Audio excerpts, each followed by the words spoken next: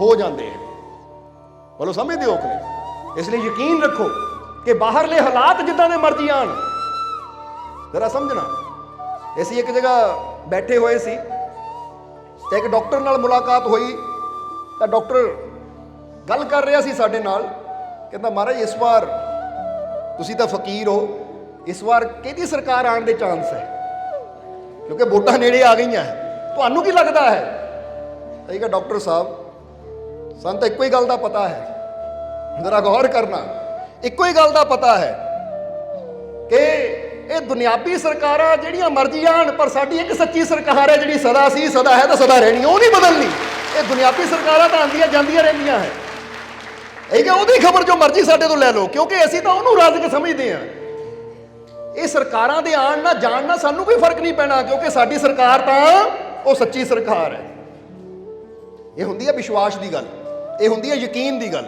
इत्थे दसना की चाहांगे तुहानू कि जदों बंदा सोचदा है कि वो इदां करेगा तो फिर सानू फायदा होना, वो इदां करेगा तो फिर सानू फायदा होना है, तो इसदा मतलब असीं बंदियां तो फायदा लभदे हां, सानू अपने रब ते विश्वास नहीं है। बंदा कहे कि मैनू अपने रब ते यकीन है, देण वाला मेरा वो मालिक, वो दाता राज़िक वो है। दुनिया ते बंदा अज है, कल नू ना भी रवे। जिद्दां बंदा कहंदा घड़ी ने टाइम दसना, चाहे ये कंपनी दी है चाहे किसी भी कंपनी दी है, घड़ियां बदल सकदियां पर टाइम बदलना तो मेरे मालिक दे हत्थ च है। समझ आ रही कि नहीं? तुसीं घड़ी तो बदल सकते हो कि लै भी अज मेरे को आ कंपनी की घड़ी है तो कल नू मैं दूजी कंपनी की नवीं घड़ी खरीद के ला ली। घड़ियां बदलना बंदा दे हत्थ च है, पर जे बंदा कहे टाइम बदलना है, टाइम का बदलने का मतलब ये नहीं कि सवेर नू शाम कर देना, शाम नू सवेर। टाइम बदलने का मतलब है अज मेरे जीवन च परेशानियां है, अज मेरे जीवन च तकलीफां हैं, अज मेरे जीवन च दुख है, तो मैनू यकीन है अपने मालिक ते कि मेरा टाइम जरूर बदलेगा। जे अज मैं बीमार हाँ तो मैनू यकीन है अपने मालिक ते कि तंदुरुस्ती मिलेगी।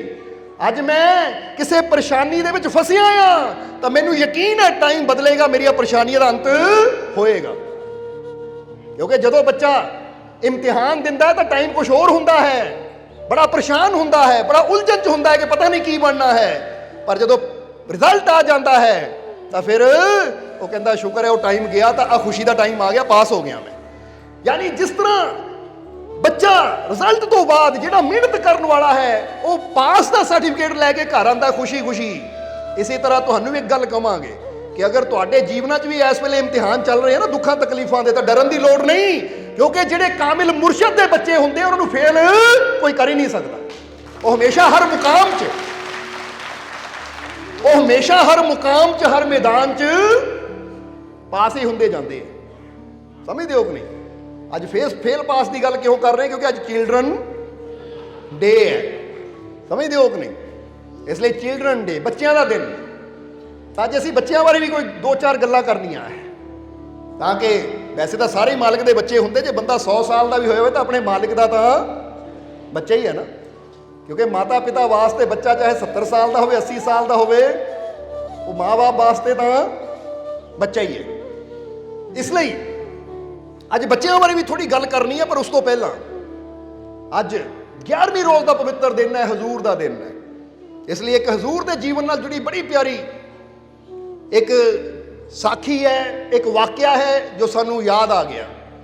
और इत्थों पता लगता है कि जे सानू फकीरां दे कोल जाण दा, फकीरां नाल मिलन दा मौका मिले तो सानू मंगना की चाहिए है, सानू बेनती की करनी चाहिए है। क्योंकि कई बार की हुंदा बंदे नू बहुत कुछ मिल सकता है पर बंदा थोड़ा मंग लैंदा है, और कई बार तो वह भी अजीब होंदे है कि जिन्होंने मिल सकता है पर वो टाइम नू ही अपने हथों गुआ देंदे है।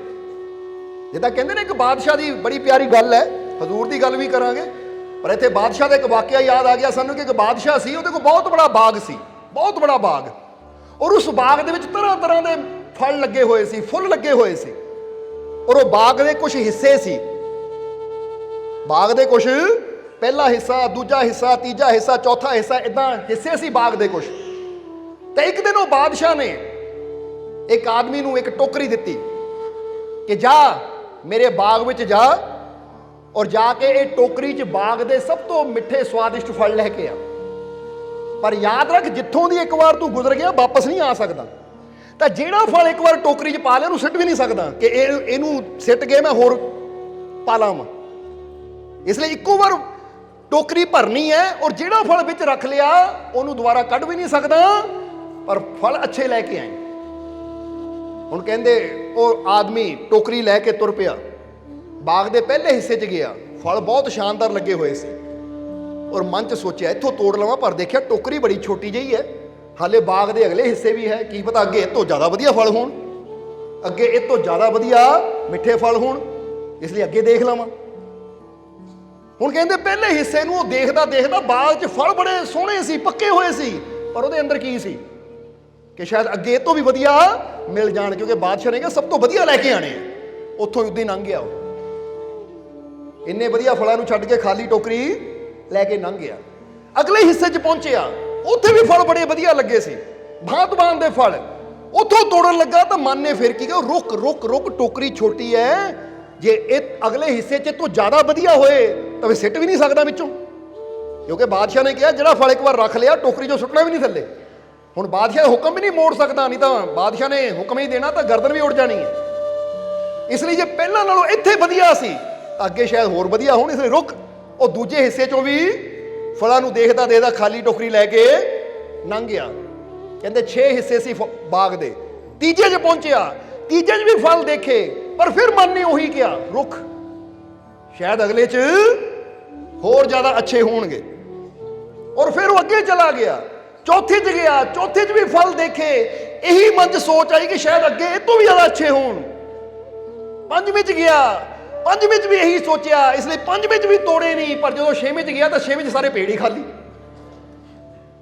ਹੁਣ ਟੋਕਰੀ ਖਾਲੀ ਦੀ ਖਾਲੀ, ਮਨ 'ਚ ਬੜਾ ਪਛਤਾਇਆ, ਕਮਾਲ ਦੀ ਗੱਲ ਹੈ, ਉਹ 5 ਹਿੱਸੇ ਇੰਨੇ ਫਲਾਂ ਨਾਲ ਭਰੇ ਸੀ, ਮੈਂ ਤਾਂ ਸੋਚਦਾ ਰਿਹਾ ਕੱਲ ਅਗਲੇ ਅਗਲੇ ਅਗਲੇ ਅਗਲੇ ਹਿੱਸੇ 'ਚ ਤੋੜ ਲੂੰ, ਅਗਲੇ ਹਿੱਸੇ 'ਚ ਤੋੜ ਲੂੰ, ਪਰ ਅਗਲਾ ਅਗਲਾ ਕਰਦੇ ਤਾਂ ਬਾਗ ਹੀ ਨਿਕਲ ਗਿਆ। ਹੁਣ ਮੁੜ ਕੇ ਵੀ ਨਹੀਂ ਜਾ ਸਕਦਾ, ਕਿਉਂਕਿ ਬਾਦਸ਼ਾਹ ਨੇ ਕਿਹਾ ਜਿੱਥੋਂ ਇੱਕ ਵਾਰ ਲੰਘ ਗਿਆ ਵਾਪਸ ਜਾ ਨਹੀਂ ਸਕਦਾ, ਹੁਣ ਤਾਂ ਬਾਹਰਲਾ ਦਰਵਾਜ਼ਾ ਹੀ ਹੈ ਅੱਗੇ।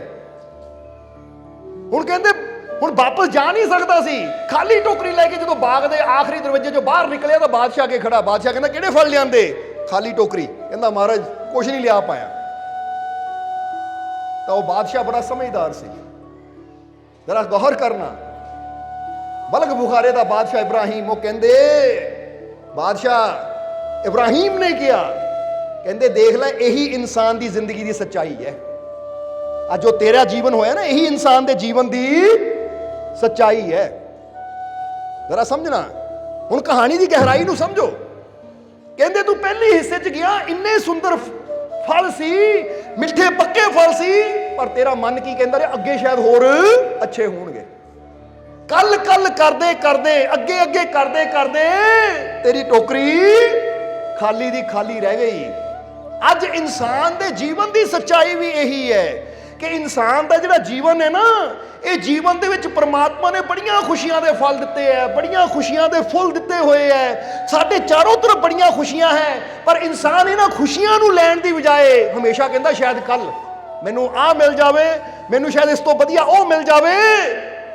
ਔਰ ਇਹ ਸੋਚਦਾ ਸੋਚਦਾ ਕੱਲ ਕੱਲ ਕਰਦੇ ਇਨਸਾਨ ਦੀ ਜ਼ਿੰਦਗੀ ਨਿਕਲ ਜਾਂਦੀ ਹੈ ਤੇ ਇਨਸਾਨ ਦੀ ਜੀਵਨ ਦੀ ਟੋਕਰੀ ਖਾਲੀ ਦੀ ਖਾਲੀ ਰਹਿ ਜਾਂਦੀ ਹੈ। ਜ਼ਰਾ ਸਮਝਣਾ ਸਾਰਿਆਂ ਨੇ, ਪਰਮਾਤਮਾ ਸਾਨੂੰ ਇਹ ਅਵਸਰ ਦਿੰਦਾ ਹੈ ਰਹਿਮਤਾਂ ਨੂੰ ਹਾਸਿਲ ਕਰਨ ਦਾ। ਨਹੀਂ ਤਾਂ ਜ਼ਰਾ ਸੋਚ ਕੇ ਦੇਖੋ, ਅੱਜ ਤੁਹਾਨੂੰ ਕਿਹਾ ਜਾਵੇ ਸਿਮਰਨ ਨਾਲ ਜੁੜ ਜਾ, ਨਾਮ ਨਾਲ ਜੁੜ ਜਾ, ਉਹ ਨਹੀਂ, ਕੱਲ ਜੁੜ ਜਾਵਾਂਗੇ, ਕੱਲ ਨਾਮ ਨਾਲ ਜੁੜਾਂਗੇ। ਔਰ ਕੱਲ ਆਂਦਾ ਤਾਂ ਕੱਲ ਫਿਰ ਕੀ ਹੁੰਦਾ ਹੈ, ਕੱਲ ਕਰਾਂਗੇ। ਜਦੋਂ ਵੀ ਕੋਈ ਨੇਕੀ ਕਰਨ ਦਾ ਮੌਕਾ ਮਿਲੇ ਤਾਂ ਸਮਝ ਲਓ ਨੇਕੀਆਂ ਕਰਨ ਦੇ ਨਾਲ, ਅੱਛਾਈਆਂ ਕਰਨ ਦੇ ਨਾਲ, ਅੱਛਾ ਬੋਲਣ ਨਾਲ, ਅੱਛਾ ਬਿਹੇਵੀਅਰ ਕਰਨ ਦੇ ਨਾਲ, ਆਪਣੇ ਅੰਦਰ ਅੱਛੇ ਗੁਣ ਪੈਦਾ ਕਰਨ ਨਾਲ ਹੀ ਸਾਡੇ ਜੀਵਨ 'ਚ ਖੁਸ਼ੀਆਂ ਦੇ ਫਲ ਆਣੇ ਹੈ, ਸਾਡੇ ਜੀਵਨ ਦੀ ਟੋਕਰੀ ਭਰਨੀ ਹੈ। ਤਾਂ ਜੇ ਅਸੀਂ ਇਹੀ ਸੋਚੀ ਜਾਵਾਂਗੇ ਕਿ ਅੱਜ ਬੁਰਾ ਕਰ ਲਈਏ, ਕੱਲ ਤੋਂ ਅੱਛਾਈ ਕਰਾਂਗੇ, ਕੱਲ ਤੋਂ ਸਤਸੰਗ 'ਚ ਜਾਵਾਂਗੇ, ਕੱਲ ਤੋਂ ਸਿਮਰਨ ਕਰਾਂਗੇ, ਕੱਲ ਤੋਂ ਕੁਝ ਨੇਕੀ ਕਰਾਂਗੇ, ਕੱਲ ਤੋਂ ਕੁਝ ਅੱਛੇ ਗੁਣ ਸਿੱਖਾਂਗੇ, ਤਾਂ ਉਹ ਕੱਲ ਕਦੀ ਆਂਦਾ ਨਹੀਂ ਔਰ ਬੰਦੇ ਦੀ ਜ਼ਿੰਦਗੀ ਇਦਾਂ ਹੀ ਗੁਜ਼ਰ ਜਾਂਦੀ ਹੈ। ਸਮਝਦੇ ਹੋ ਕਿ ਨਹੀਂ? ਇਸ ਲਈ ਪ੍ਰਮਾਤਮਾ ਨੇ ਸਾਨੂੰ ਮੌਕਾ ਦਿੱਤਾ ਹੈ। ਤਾਂ ਇੱਕ ਗੱਲ ਯਾਦ ਰੱਖੋ, ਆਪਣੇ ਅੰਦਰ ਇੱਕ ਇਹ ਸੋਚ ਪੈਦਾ ਕਰੋ ਕਿ ਜੋ ਅੱਛਾ ਹੋ ਸਕਦਾ ਹੈ ਅੱਜ ਮੈਂ ਉਹ ਕਰਨ ਦੀ ਕੋਸ਼ਿਸ਼ ਕਰਨੀ ਹੈ, ਕਿਉਂਕਿ ਕੱਲ ਕਦੀ ਮੇਰੇ ਜੀਵਨ 'ਚ ਨਾ ਆਇਆ ਤੇ ਨਾ ਹੀ ਆਣਾ ਹੈ। ਜੋ ਮੈਂ ਅੱਜ ਬੈਟਰ ਕਰ ਲਵਾਂ, ਜੋ ਮੈਂ ਅੱਜ ਅੱਛਾ ਕਰ ਸਕਦਾ ਹਾਂ, ਉਹ ਕਰਨ ਦੀ ਕੋਸ਼ਿਸ਼ ਕਰਾਂ। ਸਮਝਦੇ ਹੋ ਕਿ ਨਹੀਂ? ਇਸ ਲਈ ਅਸੀਂ ਇੱਕ ਗੱਲ ਕਹੀ ਸੀ ਕਿ ਜਦੋਂ ਵੀ ਸਵੇਰੇ ਸਾਡੀ ਅੱਖ ਖੁੱਲਦੀ ਹੈ ਤਾਂ ਆਪਣੇ ਆਪ ਨੂੰ ਪੁੱਛੋ कि अज मेरे मालिक ने मैनू ये दिन दिता है, अज मैं जो भी इस दिन च अच्छा कर सकदा करन दी कोशिश करनी है, क्योंकि मेरे जीवन का आखिरी दिन है। ਜਦੋਂ ਅਸੀਂ ਆਖਰੀ ਦਿਨ ਮੰਨ ਕੇ ਚੱਲਾਂਗੇ ਨਾ, ਫਿਰ ਅਸੀਂ ਕੋਸ਼ਿਸ਼ ਕਰਾਂਗੇ ਕਿ ਅੱਜ ਹੀ ਕਰੀਏ, ਪਰ ਜਦੋਂ ਕਹਾਂਗੇ ਬਹੁਤ ਜ਼ਿੰਦਗੀ ਪਈ ਹੈ, ਫਿਰ ਕਰ ਲਵਾਂਗੇ, ਤਾਂ ਫਿਰ ਜਿੱਦਾਂ ਦੱਸਿਆ ਕੱਲ ਨਾਮ ਕਾਲ ਦਾ, ਕੱਲ ਕਦੀ ਨਾ ਆਇਆ ਹੈ ਤਾਂ ਨਾ ਹੀ ਕਿਸੇ ਤੇ ਆਉਂਦਾ ਹੈ। ਅੱਛਾ, ਤੁਹਾਡੇ ਤੇ ਕਦੀ ਕੱਲ ਆਇਆ? ਜਰਾ ਸੋਚ ਕੇ ਦੇਖੋ, ਇਹ ਸਿਰਫ ਸ਼ਬਦਾਂ ਦਾ ਹੇਰ ਫੇਰ ਹੈ। ਜਦ ਵੀ ਆਂਦਾ ਅੱਜ ਹੀ ਆਂਦਾ ਹੈ। ਕੱਲ ਤਾਂ ਕਦੀ ਤੁਸੀਂ ਜਦ ਵੀ ਸਵਾਸ ਲੈਂਦੇ ਹੋ ਅੱਜ 'ਚ ਲੈਂਦੇ ਹੋ, ਤੁਸੀਂ ਜੀਂਦੇ ਹੋ ਅੱਜ 'ਚ ਜੀਂਦੇ ਹੋ। ਕੱਲ ਤਾਂ ਸਿਰਫ ਨਾਮ ਹੈ ਕਿ ਕੱਲ ਬਈ ਮੰਡੇ ਆਣਾ ਹੈ, ਪਰ ਜਦੋਂ ਆਂਦਾ ਹੈ ਅੱਜ ਬਣ ਕੇ ਆਂਦਾ ਹੈ। ਔਰ ਨਾਮ ਇਨਸਾਨ ਨੇ ਆਪਣੀ ਸੁਵਿਧਾ ਵਾਸਤੇ ਰੱਖੇ ਹੋਏ ਹੈ, ਇਹ ਤਾਂ ਕੁਦਰਤ ਨੇ ਤਾਂ ਬਸ ਉਹ ਕਹਿੰਦੇ ਹਰ ਪਲ ਚੱਲ ਰਿਹਾ, ਜ਼ਿੰਦਗੀ ਤਾਂ ਪਲ ਪਲ ਦੀ ਹੈ, ਹਰ ਪਲ ਜ਼ਿੰਦਗੀ ਹੈ। ਸਮਝਦੇ ਹੋ ਕਿ ਨਹੀਂ? ਇਸ ਲਈ ਅਗਰ ਅਸੀਂ ਜੀਵਨ 'ਚ ਚਾਹੁੰਦੇ ਹਾਂ ਕਿ ਸਾਡਾ ਜੀਵਨ ਖੁਸ਼ੀਆਂ ਨਾਲ ਭਰ ਜਾਵੇ, ਤਾਂ ਫਿਰ ਇੱਕ ਗੱਲ ਕਹਾਂਗੇ ਤੁਹਾਨੂੰ, ਜਿੱਦਾਂ ਮੌਲਾਨਾ ਰੂਮੀ ਕਹਿੰਦੇ ਹੁੰਦੇ ਸੀ ਕਿ ਮੈਂ ਨਾ ਬਾਜ਼ਾਰ ਦੇਖਿਆ, ਯਾਨੀ ਉਹ ਸਮਝਾਉਂਦੇ ਸੀ ਆਪਣੇ ਸੇਵਕਾਂ ਨੂੰ ਕਿ ਮੈਂ ਬਾਜ਼ਾਰ ਦੇਖਿਆ, ਬਾਜ਼ਾਰ ਦੀ ਹਰ ਦੁਕਾਨ ਦੇ ਉੱਪਰ ਬੜੀ ਭੀੜ ਸੀ, ਬੜਾ ਰਸ਼ ਸੀ, ਬੜੇ ਲੋਕ ਸੀ। ਕੋਈ ਕੁਛ ਖਰੀਦ ਰਿਹਾ, ਕੋਈ ਸੋਨਾ ਖਰੀਦ ਰਿਹਾ, ਕੋਈ ਹੀਰਾ ਖਰੀਦ ਰਿਹਾ, ਕੋਈ ਕੱਪੜਾ ਖਰੀਦ ਰਿਹਾ, ਕੋਈ ਭੋਜਨ ਖਰੀਦ ਰਿਹਾ, ਕੋਈ ਕੁਛ ਖਰੀਦ ਰਿਹਾ, ਕੋਈ ਕੁਛ ਖਰੀਦ ਰਿਹਾ ਹੈ। ਤਾਂ ਜਦੋਂ ਮੈਂ ਉਹਨਾਂ ਨੂੰ ਪੁੱਛਿਆ ਇਹ ਕਿਉਂ ਖਰੀਦ ਰਹੇ ਹੋ, ਉਹ ਕਹਿੰਦੇ ਜੀ ਖੁਸ਼ੀ ਵਾਸਤੇ ਖਰੀਦ ਰਹੇ ਤਾਂ ਕਿ ਸਾਨੂੰ ਖੁਸ਼ੀ ਮਿਲੇ। ਸਮਝਦੇ ਹੋ ਕਿ ਨਹੀਂ? ਕਿਉਂਕਿ ਬੰਦਾ ਸੋਨਾ ਕਿਸ ਵਾਸਤੇ ਖਰੀਦਦਾ ਹੈ? ਤਾਂ ਕਿ ਖੁਸ਼ੀ ਮਿਲੇ। ਨਵੀਂ ਗੱਡੀ ਕਿਉਂ ਖਰੀਦਦਾ ਹੈ? ਖੁਸ਼ੀ ਮਿਲੇ। ਨਵਾਂ ਕੱਪੜਾ ਕਿਉਂ ਖਰੀਦਦਾ ਹੈ? ਜਵਾਬ ਦਿਓ। ਖੁਸ਼ੀ ਵਾਸਤੇ ਖਰੀਦਦੇ ਹੋ ਨਾ, ਕਿਉਂਕਿ ਜਿਹੜੀ ਚੀਜ਼ ਸਾਨੂੰ ਦੁੱਖ ਦੇਵੇ ਉਹ ਤਾਂ ਕਦੀ ਅਸੀਂ ਖਰੀਦਾਂਗੇ ਹੀ ਨਹੀਂ। ਕਦੀ ਖਰੀਦਾਂਗੇ ਅਸੀਂ? ਕਦੀ ਜਾਵਾਂਗੇ ਕਿਸੇ ਟੇਲਰ ਦੇ ਕੋਲ ਕਿ ਭਾਈ ਇਦਾਂ ਦਾ ਕੱਪੜਾ ਸੀ ਦੇ ਮੈਨੂੰ ਜਿਹੜਾ ਮੇਰੇ ਚੁੱਭਦਾ ਹੋਵੇ, ਜਿਹੜਾ ਮੈਨੂੰ ਦੁੱਖ ਦਿੰਦਾ ਹੋਵੇ? ਨਹੀਂ, ਬਲਕਿ ਦੁੱਖ ਤੋਂ ਤਾਂ ਅਸੀਂ ਦੌੜਦੇ ਹਾਂ, ਬਚਦੇ ਹਾਂ। ਸਮਝਦੇ ਹੋ ਕਿ ਨਹੀਂ? ਹਰ ਚੀਜ਼ ਬੰਦਾ ਖੁਸ਼ੀ ਵਾਸਤੇ ਖਰੀਦਦਾ ਹੈ ਕਿ ਮੈਨੂੰ ਆਰਾਮ ਮਿਲੇ, ਖੁਸ਼ੀ ਮਿਲੇ। ਹੁਣ ਮੌਲਾਨਾ ਰੂਮੀ ਕਹਿੰਦੇ ਕਿ ਦੁਕਾਨ ਜੋ ਦੁਨਿਆਵੀ ਸਮਾਨ ਦੀ ਦੁਕਾਨ ਸੀ, ਹਰ ਜਗ੍ਹਾ ਰਸ਼ ਸੀ, ਔਰ ਪੁੱਛਿਆ ਇੰਨੀ ਭੀੜ ਕਿਉਂ ਹੈ? ਉਹ ਕਹਿੰਦੇ ਜੀ ਸਾਰੇ ਸਮਾਨ ਖਰੀਦ ਰਹੇ ਆ ਤਾਂ ਕਿ ਸਾਨੂੰ ਖੁਸ਼ੀ ਮਿਲੇ। ਤਾਂ ਮੌਲਾਨਾ ਰੂਮੀ ਕਹਿੰਦੇ ਅਸੀਂ ਬੜੇ ਹੈਰਾਨ ਹੋਏ, ਖੁਸ਼ੀ ਵਾਸਤੇ ਸਮਾਨ ਖਰੀਦਿਆ ਜਾ ਰਿਹਾ ਹੈ, ਖੁਸ਼ੀ ਵਾਸਤੇ? ਤਾਂ ਕਹਿੰਦੇ ਮੈਂ ਫਿਰ ਉਹ ਬਾਜ਼ਾਰ 'ਚ ਜਾਂਦਾ ਗਿਆ ਤੇ ਇੱਕ ਜਗ੍ਹਾ ਦੇਖਿਆ, ਇੱਕ ਦੁਕਾਨ ਹੈ ਜਿੱਥੇ ਲਿਖਿਆ ਸੀ ਇੱਥੋਂ ਖੁਸ਼ੀ ਮਿਲਦੀ ਹੈ, ਪਰ ਉੱਥੇ ਕੋਈ ਸੀਗਾ ਹੀ ਨਹੀਂ। ਉਹ ਦੁਕਾਨ ਹੀ ਖਾਲੀ ਸੀ। ਮੌਲਾਨਾ ਰੂਮੀ ਕਹਿੰਦੇ ਫਿਰ ਸਾਨੂੰ ਪਤਾ ਲੱਗਾ ਕਿ ਬੰਦਾ ਸਮਾਨ ਤਾਂ ਖਰੀਦ ਲੈਂਦਾ ਪਰ ਉਹਨੂੰ ਖੁਸ਼ੀ ਕਿਉਂ ਨਹੀਂ ਮਿਲਦੀ? ਕਿਉਂਕਿ ਬੰਦਾ ਸਮਾਨ ਦੇ ਪਿੱਛੇ ਪਿਆ ਰਹਿੰਦਾ ਹੈ। ਖੁਸ਼ੀ ਸਿੱਧੀ ਸਾਨੂੰ ਮਿਲ ਸਕਦੀ ਹੈ, ਪਰ ਸਿੱਧੀ ਖੁਸ਼ੀ ਲੈਣ ਦੀ ਕੋਈ ਕੋਸ਼ਿਸ਼ ਕਰਦਾ ਹੀ ਨਹੀਂ ਹੈ। ਜਰਾ ਸਮਝਣਾ, ਇਹ ਬੜੀ ਗਹਿਰਾਈ ਦੀ ਗੱਲ ਹੈ, ਸੂਫੀਆਂ ਦੀ ਕਹਾਣੀ। ਸਿੱਧੀ ਖੁਸ਼ੀ ਤੁਹਾਨੂੰ ਮਿਲ ਸਕਦੀ ਹੈ, ਉਹ ਕਿੱਦਾਂ ਮਿਲੇਗੀ? ਤੁਸੀਂ ਸੋਚ ਲਓ, ਮੈਨੂੰ ਖੁਸ਼ੀ ਚਾਹੀਦੀ, ਮੈਂ ਬਹੁਤ ਖੁਸ਼ ਹਾਂ। ਕਿਉਂਕਿ ਖੁਸ਼ੀ ਕਿਹਨੂੰ ਕਹਿੰਦੇ? ਖੁਸ਼ੀ ਇੱਕ ਅਹਿਸਾਸ ਹੈ, ਖੁਸ਼ੀ ਇੱਕ ਫੀਲਿੰਗ ਹੈ। ਔਰ ਜਦੋਂ ਮੈਂ ਫੀਲ ਕਰਦਾ ਮੈਂ ਬਹੁਤ ਖੁਸ਼ ਹਾਂ, ਤਾਂ ਮੈਨੂੰ ਕਿਸੇ ਸਮਾਨ ਦੀ ਲੋੜ ਨਹੀਂ, ਉਹ ਅਹਿਸਾਸ ਹੀ ਮੈਨੂੰ ਖੁਸ਼ੀ ਦੇਣੀ ਸ਼ੁਰੂ ਕਰ ਦਿੰਦਾ ਹੈ। ਪਰ ਬੰਦਾ ਕੀ ਕਹਿੰਦਾ ਹੈ? ਪਹਿਲਾਂ ਗੱਡੀ ਮਿਲੇ ਫਿਰ ਮੈਂ ਖੁਸ਼ ਹੋਣਾ ਹੈ, ਪਹਿਲਾਂ ਕੱਪੜਾ ਮਿਲੇ ਫਿਰ ਮੈਂ ਖੁਸ਼ ਹੋਣਾ ਹੈ। ਅਸੀਂ ਹਮੇਸ਼ਾ ਖੁਸ਼ੀ ਨੂੰ ਕਿਸੇ ਚੀਜ਼ ਨਾਲ ਜੋੜਦੇ ਹਾਂ ਕਿ ਉਹ ਚੀਜ਼ ਆਏਗੀ ਤਾਂ ਮੈਂ ਖੁਸ਼ ਹੋਣਾ ਹੈ। ਉਹ ਚੀਜ਼ ਤਾਂ ਆ ਜਾਂਦੀ ਹੈ ਪਰ ਖੁਸ਼ੀ ਨਹੀਂ ਆਉਂਦੀ, ਕਿਉਂਕਿ ਖੁਸ਼ੀ ਕਿਸੇ ਚੀਜ਼ ਨਾਲ ਨਹੀਂ ਆਉਂਦੀ। ਖੁਸ਼ੀ ਜਦ ਵੀ ਆਉਂਦੀ ਹੈ ਸਿੱਧੀ ਅਹਿਸਾਸ ਦੇ ਨਾਲ ਆਉਂਦੀ ਹੈ। ਹੁਣ ਇੱਕ ਬੰਦੇ ਨੇ ਨਵੀਂ ਗੱਡੀ ਲੈ ਲਈ, ਪਰ ਜੇ ਅੰਦਰ ਹੀ ਉਹਦੇ ਅਹਿਸਾਸ ਹੋਵੇ ਮੈਂ ਖੁਸ਼ ਹੈ ਨਹੀਂ, ਇਹ ਗੱਡੀ ਆ ਗਈ ਮੈਂ ਖੁਸ਼ ਹੈ ਨਹੀਂ, ਉਹ ਗੱਡੀ ਵੀ ਉਹਨੂੰ ਖੁਸ਼ੀ ਨਹੀਂ ਦੇਗੀ। ਤੇ ਇੱਕ ਬੰਦਾ ਜ਼ਮੀਨ ਤੇ ਬੈਠਾ ਹੈ ਪਰ ਸੋਚਦਾ ਹੈ ਮੈਂ ਬਹੁਤ ਖੁਸ਼ ਹਾਂ ਕਿਉਂਕਿ ਮੇਰਾ ਮਾਲਿਕ ਮੇਰੇ ਨਾਲ ਹੈ, ਤਾਂ ਜ਼ਮੀਨ ਤੇ ਬੈਠੇ ਨੂੰ ਖੁਸ਼ੀ ਹੋਣੀ ਸ਼ੁਰੂ ਹੋ ਜਾਂਦੀ ਹੈ। ਇਸ ਲਈ ਸਮਝਣਾ, ਜੇ ਤੁਸੀਂ ਸੋਚ ਲਵੋ ਕਿ ਮੈਂ ਬਹੁਤ ਖੁਸ਼ ਹਾਂ ਕਿਉਂਕਿ ਹਰ ਕਦਮ ਤੇ ਮੇਰਾ ਮਾਲਿਕ ਮੇਰੇ ਨਾਲ ਹੈ, ਸਮਝਦੇ ਹੋ? ਜਿੱਦਾਂ ਸਮਝ ਲਓ ਅਸੀਂ ਤੁਹਾਨੂੰ ਇੱਕ ਸਵਾਲ ਪੁੱਛੀਏ, ਉਹਦਾ ਜਵਾਬ ਦੇਣਾ ਸੋਚ ਸਮਝ ਕੇ ਕਿ ਤੁਹਾਡੇ ਕੋਲ ਦੋ ਆਪਸ਼ਨਾਂ ਹੈ। ਇੱਕ ਆਪਸ਼ਨ ਹੈ ਕਿ ਤੁਹਾਨੂੰ ਦੁਨੀਆ ਦਾ ਸਾਰਾ ਸਮਾਨ ਮਿਲ ਜਾਵੇ, ਹੀਰੇ ਮੋਤੀ ਸੋਨਾ ਚਾਂਦੀ ਧਨ ਦੌਲਤ ਪਦਾਰਥ ਮਕਾਨ ਜ਼ਮੀਨ ਜਾਇਦਾਦ ਸਭ ਕੁਝ ਮਿਲ ਜਾਵੇ ਪਰ ਖੁਸ਼ੀ ਨਾ ਮਿਲੇ। ਤਾਂ ਦੂਜੇ ਪਾਸੇ ਸਮਾਨ ਥੋੜਾ ਮਿਲੇ, ਕੁਝ ਮਿਲੇ ਕੁਝ ਨਾ ਮਿਲੇ, ਪਰ ਖੁਸ਼ੀ ਮਿਲੇ ਪੂਰੀ, ਤਾਂ ਤੁਸੀਂ ਕਿਹੜੀ ਆਪਸ਼ਨ ਨੂੰ ਚੁਣਨਾ ਪਸੰਦ ਕਰੋਗੇ? ਪਹਿਲਾ ਕਿ ਸਮਾਨ ਤਾਂ ਸਾਰਾ ਮਿਲ ਗਿਆ, ਕੱਪੜਾ ਵੀ ਹੈ, ਪੈਸਾ ਵੀ ਹੈ, ਮਕਾਨ ਵੀ ਹੈ, ਗੱਡੀਆਂ ਵੀ ਹੈ, ਬਿਜ਼ਨਸ ਵੀ ਹੈ, ਪਰ ਖੁਸ਼ੀ ਹੈ ਨਹੀਂ। ਕਿਉਂਕਿ ਬਹੁਤ ਬਿਜ਼ਨਸਮੈਨ ਅਸੀਂ ਦੇਖੇ, ਸਾਡੇ ਕੋਲ ਤਾਂ ਬੇਨਤੀਆਂ ਆਉਂਦੀਆਂ ਰਹਿੰਦੀਆਂ ਕਿ ਪੈਸਾ ਤਾਂ ਹੈ, ਫੈਕਟਰੀਆਂ ਤਾਂ ਚੱਲਦੀਆਂ, ਪਰ ਅੰਦਰੋਂ ਦੁਖੀ ਹੈ ਉਹ। ਅੰਦਰੋਂ ਪਰੇਸ਼ਾਨ ਹੈ ਉਹ। ਬੜੇ ਬੜੇ ਤੁਸੀਂ ਦੇਖਿਆ ਹੋਏਗਾ, ਚਾਹੇ ਕੋਈ ਫਿਲਮ ਸਟਾਰ ਹੈ, ਚਾਹੇ ਕੋਈ ਲੱਖਾਂ ਕਰੋੜਾਪਤੀ ਹੈ, ਜਦੋਂ ਨਿਰਾਸ਼ ਹੁੰਦੇ ਤਾਂ ਉਹ ਵੀ ਸੁਸਾਈਡ ਕਰ ਲੈਂਦੇ, ਆਤਮ ਹੱਤਿਆ ਕਰ ਲੈਂਦੇ, ਖੁਦਕੁਸ਼ੀ ਕਰ ਲੈਂਦੇ ਹੈ। ਸੋ ਕਹਿਣ ਦਾ ਮਤਲਬ ਕੀ, ਇੱਕ ਪਾਸੇ ਪਦਾਰਥ ਹੈ ਪਰ ਅੰਦਰ ਖੁਸ਼ੀ ਨਹੀਂ ਹੈ, ਔਰ ਦੂਜੇ ਪਾਸੇ ਸਮਾਨ ਥੋੜਾ ਹੈ ਪਰ ਖੁਸ਼ੀ ਹੈ। ਤਾਂ ਅਸੀਂ ਕਿਹੜੀ ਚੀਜ਼ ਨੂੰ ਚੁਣਨਾ ਪਸੰਦ ਕਰਾਂਗੇ, ਪਹਿਲੇ ਨੂੰ ਕਿ ਦੂਜੇ ਨੂੰ? ਤਾਂ ਫਿਰ ਖੁਸ਼ ਕਿਉਂ ਨਹੀਂ ਹੁੰਦੇ? ਇਸ ਵੇਲੇ ਬੇਸ਼ੱਕ ਸਭ ਕੁਝ ਪੂਰਾ ਨਹੀਂ ਹੈ, ਪਰ ਸਮਾਨ ਚਾਹੇ ਥੋੜਾ ਹੈ ਪਰ ਖੁਸ਼ੀ ਦੇਣ ਵਾਲੇ ਮਾਲਿਕ ਤਾਂ ਤੁਹਾਡੇ ਨਾਲ ਹੈ ਨਾ, ਫਿਰ ਖੁਸ਼ੀ ਦੀ ਗੱਲ ਹੈ। ਫਿਰ ਖੁਸ਼ ਕਿਉਂ ਨਹੀਂ ਹੁੰਦੇ? ਫਿਰ ਖੁਸ਼ ਹੋਣ ਵਾਸਤੇ ਕਿਹੜੀ ਚੀਜ਼ ਦਾ ਇੰਤਜ਼ਾਰ ਕਰ ਰਹੇ ਹੋ ਤੁਸੀਂ? ਫਿਰ ਤਾਂ ਖੁਸ਼ੀ ਦੀ ਗੱਲ ਹੈ ਕਿ ਮੈਨੂੰ ਖੁਸ਼ੀ ਚਾਹੀਦੀ, ਚਾਹੇ ਸਮਾਨ ਹੋਵੇ ਚਾਹੇ ਨਾ ਹੋਵੇ। ਤਾਂ ਮੰਨ ਲਓ ਹੈ ਨਹੀਂ ਮੇਰੇ ਕੋਲ ਸਮਾਨ, ਪਰ ਮੈਂ ਬਹੁਤ ਖੁਸ਼ ਹਾਂ ਕਿਉਂਕਿ ਦੁਨੀਆ ਨੂੰ ਬਣਾਉਣ ਵਾਲਾ ਦਾਤਾ ਮੇਰੇ ਨਾਲ ਹੈ, ਇਸ ਲਈ ਮੈਨੂੰ ਖੁਸ਼ੀ ਚਾਹੀਦੀ ਹੈ, ਮੈਂ ਖੁਸ਼ ਹਾਂ। ਫਿਰ ਟੈਨਸ਼ਨ ਕਾਹਦੀ ਹੈ? ਜੇ ਇਹ ਹੁਣ ਆਪਸ਼ਨਾਂ ਦੋ ਸੀ, ਇੱਕ ਪਾਸੇ ਸਾਰਾ ਸਮਾਨ ਪਰ ਖੁਸ਼ੀ ਹੈ ਨਹੀਂ, ਔਰ ਦੂਜੇ ਪਾਸੇ ਸਮਾਨ ਘੱਟ ਹੈ ਪਰ ਖੁਸ਼ੀ ਪੂਰੀ ਹੈ। ਹੁਣ ਤੁਸੀਂ ਚੁਣਿਆ ਕਿ ਖੁਸ਼ੀ ਚਾਹੀਦੀ ਹੈ, ਭਾਵੇਂ ਸਮਾਨ ਹੋਵੇ ਚਾਹੇ ਨਾ ਹੋਵੇ। ਤਾਂ ਫਿਰ ਇਸ ਲਈ ਬਹੁਤ ਜੀਵ ਹੋਣਗੇ ਜਿਹੜੇ ਕਹਿਣਗੇ ਜ਼ਮੀਨ ਥੋੜੀ ਹੈ, ਮਕਾਨ ਛੋਟਾ ਹੈ, ਗੱਡੀ ਹੈ ਨਹੀਂ, ਮੋਟਰਸਾਈਕਲ ਹੈ, ਪੈਸਾ ਥੋੜਾ, ਕਮਾਈ ਥੋੜੀ। ਚਲੋ ਉਹੀ ਤਾਂ ਕਹੇ ਖੁਸ਼ੀ ਪੂਰੀ ਚਾਹੀਦੀ, ਸਮਾਨ ਬੇਸ਼ੱਕ ਥੋੜਾ ਹੈ। ਤਾਂ ਅਹਿਸਾਸ ਕਰੋ ਕਿ ਬੇਸ਼ੱਕ ਮੇਰੇ ਕੋਲ ਸਮਾਨ ਥੋੜਾ ਪਰ ਫਿਰ ਵੀ ਮੈਂ ਬਹੁਤ ਐਸੀ ਕਹਾਂਗੇ ਅਰਬਾਂ ਪਤੀ ਵੀ ਤੁਹਾਡਾ ਮੁਕਾਬਲਾ ਨਹੀਂ ਕਰ ਸਕਦੇ, ਕਿਉਂਕਿ ਅਰਬਾਂ ਵਾਲੇ ਵੀ ਦੁਖੀ ਹੁੰਦੇ ਐ, ਤਾਂ ਜਿਹੜੇ ਮਾਲਕ ਵਾਲੇ ਉਹ ਹਰ ਹਾਲਾਤ ਵਿੱਚ ਸੁਖੀ ਹੁੰਦੇ ਆ। ਫਿਰ ਖੁਸ਼ ਹੋਣ ਤੋਂ ਕੌਣ ਰੋਕ ਰਿਹਾ ਤੁਹਾਨੂੰ? ਸਮਝਦੇ ਹੋ ਕਿ ਨਹੀਂ? ਫਿਰ ਇਹਦਾ ਮਤਲਬ ਸਿੱਧੀ ਖੁਸ਼ੀ ਜਦੋਂ ਸਾਨੂੰ ਮਿਲ ਸਕਦੀ ਹੈ ਤਾਂ ਫਿਰ ਸਾਨੂੰ ਉਹ ਕਿਸੇ ਚੀਜ਼ ਨਾਲ ਜੋੜ ਕੇ ਉਹਨੂੰ ਡਿਲੇ ਕਰਨ ਦੀ ਲੋੜ ਕੀ ਹੈ? ਸਮਝਦੇ ਕਿ ਨਹੀਂ? ਡਿਲੇ।